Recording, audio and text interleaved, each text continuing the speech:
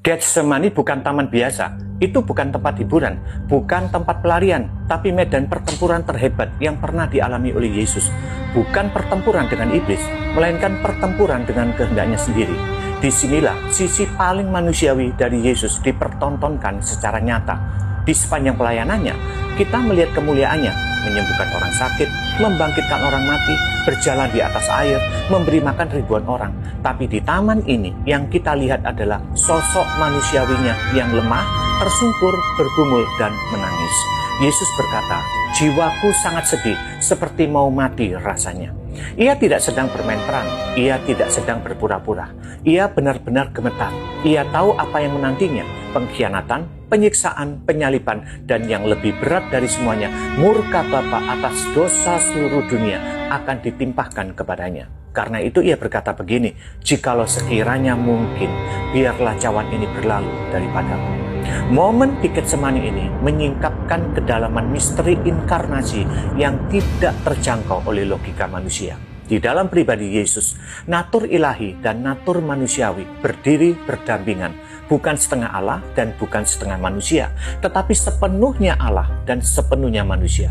Dua natur yang sempurna menyatu dalam satu pribadi, tanpa tercampur, tanpa berubah, tanpa terbagi, dan tanpa terpisah. Dan di Getsemani, untuk pertama kalinya kita melihat apa artinya itu secara nyata. Sebagai manusia sejati, Yesus gemetar. Ia merasakan ketakutan yang hebat. Ia menjerit dalam doa. Ia mengucurkan keringat yang menetes seperti darah. Ia tidak pura-pura takut. Ia benar-benar ngeri menghadapi penderitaan dan murka Allah yang akan ditanggungnya. Rasa enggaknya bukan dosa. Itu adalah cerita jujur dari jiwa seorang manusia yang tahu ia akan disalibkan demi menebus dunia, yang bahkan dunia yang mungkin gak peduli.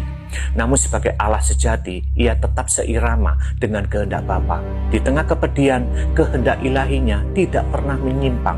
Tidak ada bentrokan, tidak ada pemberontakan. Hanya ada tunduk, taat, dan kasih yang sempurna. Kedua kehendak ini, yang manusiawi dan yang ilahi, bukan sedang bertabrakan, tetapi sedang berdansa dalam kesatuan Trinitas yang kudus. Kehendak manusianya menyerahkan diri, berserah penuh kepada kehendak Bapa, meski itu berarti kehancuran dirinya sendiri di kayu salib. Dan inilah yang membuat kalimatnya begitu dahsyat. Ia tidak mengakhiri doanya dengan keputusasaan, tapi dengan penyerahan total yang mengguncang langit dan bumi.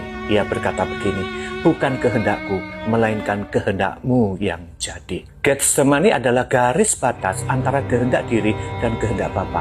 Yesus berdiri di ambang ketakutan, tapi ia tidak lari. Ia tidak mencari jalan keluar. Ia memilih salib. Ia memilih taat, meskipun itu berarti kematian. Dan inilah pergumulan yang seringkali tidak dimengerti oleh orang percaya. Banyak orang ingin ikut Yesus ke kebangkitannya, tapi tidak mau ikut ke Getsemaninya. Banyak yang siap memuliakan Tuhan, tapi nggak siap berkata, "Bukan kehendakku, tapi kehendakmu yang jadi." Padahal siapa yang gagal di Getsemani tidak akan kuat di Golgota. Tapi siapa yang menang di Taman Getsemani akan sanggup menyelesaikan panggilannya sampai akhir. Getsemani adalah tempat bagi ketaatan total. Air mata, keringat, dan darah menjadi saksi bahwa ketaatan sejati bukanlah tanpa pergumulan, tapi memilih tetap taat di tengah pergumulan yang kita hadapi. Dan hari ini, setiap kita pun punya taman Getsemani masing-masing. Tempat kita harus memilih kehendak kita atau kehendak Tuhan yang jadi.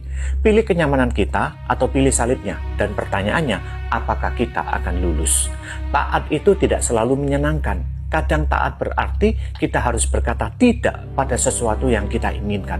Tapi justru disitulah letak kemenangan sejati. Karena ketaatan di Getsemani lah yang membuka jalan kemenangan di Golgota. Amin.